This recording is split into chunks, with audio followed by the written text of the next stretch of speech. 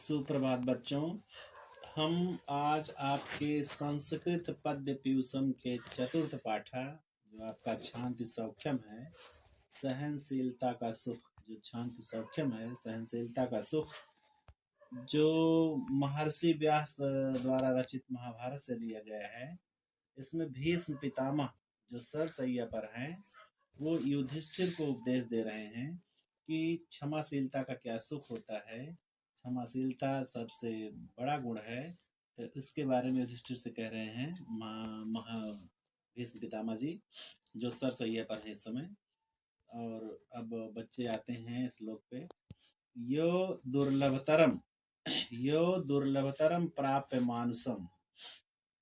यो जो दुर्लभतरम, दुर्लभतरम दुर्लभ से दुर्लभ, बहुत कठिनता से प्राप्त होने वाले, प्राप्त प्राप्य पा करके, मानुषम इस मानव जन्म को, जो कठिनता से, दुर्लभ से दुर्लभ या कठिनतर तरम रूप से प्राप्त होने वाले इस मनुष्य जन्म को पा करके द्विषते नर आपस में द्वेष करते हैं। जो मनुष्य इस दुर्लभ मनुष्य जन्म को पा करके भी द्वेष करते हैं, आपस में ईर्ष्या रखते हैं। धर्म अवमानता, जो धर्म को नहीं मानते हैं, जो धर्म का अपमान करते हैं, जो धर्म को नहीं मानते हैं। कामात्मा भवेत, जो काम वासनाओं को प्राथमिकता देते हैं, कामनाओं में आसक्ति रखते हैं। भवेत, जिनकी कामनाओं में आसक्ति होती है। सखल वंचिते, वो निश्चित रूप से ठगे जाते हैं, उन्हें निश्चित रूप से धोखा मिलता है। यो जो दुर्लभतरम प्राप्य मानुषम दिस्ते नरः, जो दुर्लभ से दुर्लभ इस मनुष्य जन्म को प्राप्त करके मनुष्य आपस में द्वेष करता है। धर्म अवमानता, धर्म की अवहेलना करता है। कामात्मा भवेत, जो काम वासनाओं में आसक्ति रखता है। सखल वंचिते, निश्चित रूप से धोखा खाता है, ठगा जाता है। दूसरे श्लोक को देखते हैं। शांतेन अन्न प्रदानेन प्रियवादेन चापित, जो सांत्वना द्वारा अन्न अर्थात भोजन प्रदान करके अथवा प्रिय बोल करके ही, प्रियवादेन चा और प्रिय बोल करके ही किसी को सुख प्रदान कर देता है। सम सुख दुखयो, जो सम दुख सुखो, जो सुख और दुख में समान होता है, समान दिखता है। भूत्वा हो करके रहता है, जो सुख और दुख में समान रहता है।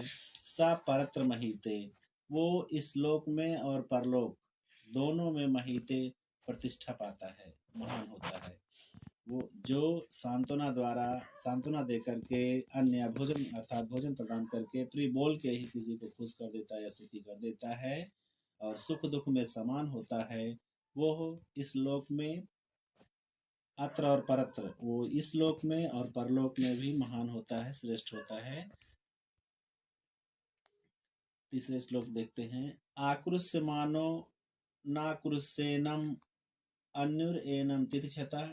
आक्रुष्य मानो, कटु वचन बोले जाने पर अर्थात गाली दिए जाने पर, गाली दिए जाने पर भी नाक्रुष्यमेनो, इनको गाली नहीं देनी चाहिए। कटु वचन बोलने पर भी कटु वचन नहीं बोलना चाहिए। किसको? तितिक्षता, क्षमाशील व्यक्ति को। गाली दिए जाने पर भी क्षमाशील व्यक्ति को गाली नहीं देनी चाहिए।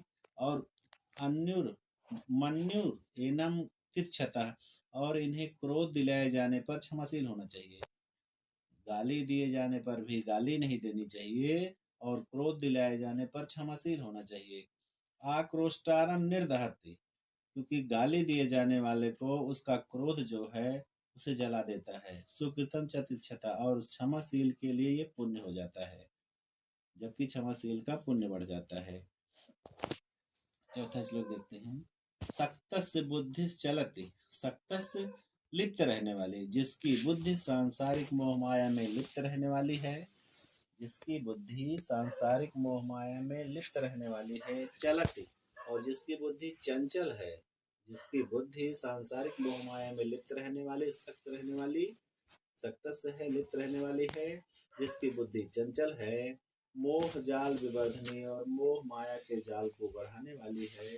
तो मोह जाल आवृत्तो, मोह माया के जाल में ढका हुआ या मोह माया के जाल में डूबा हुआ व्यक्ति दुखम इह, यहाँ इस लोक में दुख, इस लोक में भी दुख ही पाता है चा और अमूत्र, और दूसरे लोक में परलोक में भी चा अनुस्ते और परलोक में ही दुख ही पाता है। वो यहाँ इस लोक में, सांसारिक लोक में और दैवी लोक में, परलोक में भी और इस लोक में भी दुख ही प्राप्त करता है। अतिवादांश तिथिछेद, गाली दिए जाने पर क्षमाशील होना चाहिए। अतिवादांश कटु वचन कहे जाने पर तिथिछेद क्षमाशील होना चाहिए। न अभिमन्येत कंचन, कभी घमंड नहीं करना चाहिए। अतिवादांश तिथिछेद, कटु बोले जाने पर, अधिक बोले जाने पर या गाली दिए जाने पर क्षमाशील होना चाहिए। न अभिमन्येत कंचन, कभी घमंड नहीं करना चाहिए, किसी को घमंड नहीं दिखाना चाहिए। क्रुद्धमान प्रियम बुर्वाद, क्रोधित होने पर भी, क्रोध दिलाए जाने पर भी प्रिय बोलना चाहिए। आकृष्ट कुशलम वदेत, और गाली दिए जाने पर शुभ बोलना चाहिए। अगला श्लोक देखते हैं। भयसज्जम एतत्, भयसज्जम एतत्, दवा यही है दुख से, दुख की यही दवा है, दुख की दवा यही है या दुख की यही दवा है। यत्कि एतन ना अनुचिंतित, इसके बारे में बार बार सोचा ना जाए, बहुत अधिक सोचा ना जाए। दुख की यही दवा है कि दुख के बारे में बहुत अधिक चिंतन न किया जाए, सोचा न जाए। चिंतमानम ही न व्ययत, क्योंकि ये सोचने पर, चिंता करने पर या अधिक सोचने पर ये व्यय माने खर्च नहीं होती, कम नहीं होती। क्योंकि जो बीमारी है, दुख है, वो चिंता करने पर, अधिक सोचने पर कम नहीं होता है। भूयश्चा प्रवर्तते, बल्कि और बढ़ भी जाता है, बल्कि और भी बढ़ जाता है। तो दुख की यही दवा है कि दुख के बारे में बहुत अधिक सोचा न जाए, क्योंकि सोचने पर यह कम नहीं होता बल्कि और बढ़ जाता है। सर्वे क्षयांताः निचयाः, पतनान्ताः समुक्षयाः, संयोगाः विप्रयोगान्ताः, मरणान्तम ही जीवितम।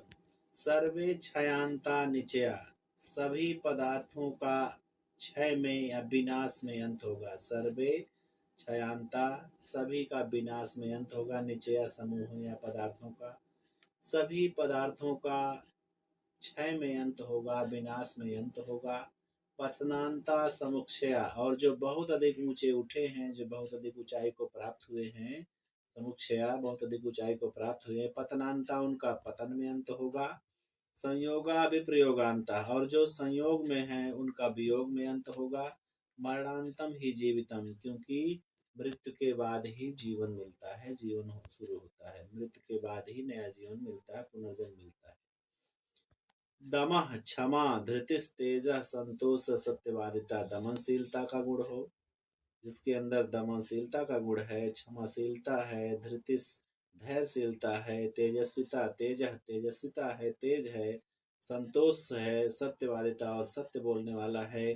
ही जो लज्जाशील है, अहिंसा जो जीवों को हिंसा नहीं करता, अव्यसनिता जो विषय वासनाओं में नहीं अधिक ध्यान देता, दाक्षम जो उदार होता है, इत और जो जिसके अंदर उदारता होती है, इत सुखावह यही सुख के लक्षण है। ये दृष्टि यही सुख के लक्षण है।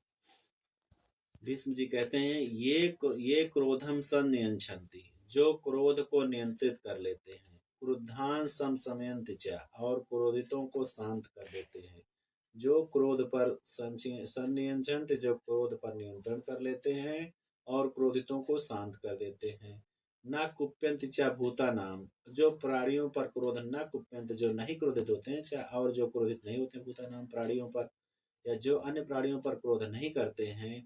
दुर्गणान्ति तरन्ति ते, वो दुर्गम से दुर्गम कठिनाइयों को पार कर लेते हैं। अभयम यस्य भूतेभ्यो, अभयम यस्य भूतेभ्यो, जो सभी प्राणियों से जिसे डर नहीं है, जो प्राणियों से निर्भय है। अभयम निर्भय है, यस्य जो भूतेभ्यो प्राणियों से, जिसको प्राणियों से भय नहीं है। भूता नाम अभयम्यतः, और जो जिससे प्राणी को भय नहीं है, और जो प्राणियों से भयभीत नहीं है, जिसको प्राणियों से डर नहीं है, जिससे प्राणियों को डर नहीं है।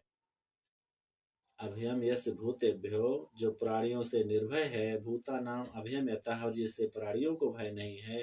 तद देहाद विमुक्तस्य, उसकी शारीरिक मुक्ति के लिए। भयम नास्ति कुतश्चन, उसकी शारीरिक मुक्ति के लिए कहीं भी भय नहीं है, न इस लोक में न परलोक में। धन्यवाद।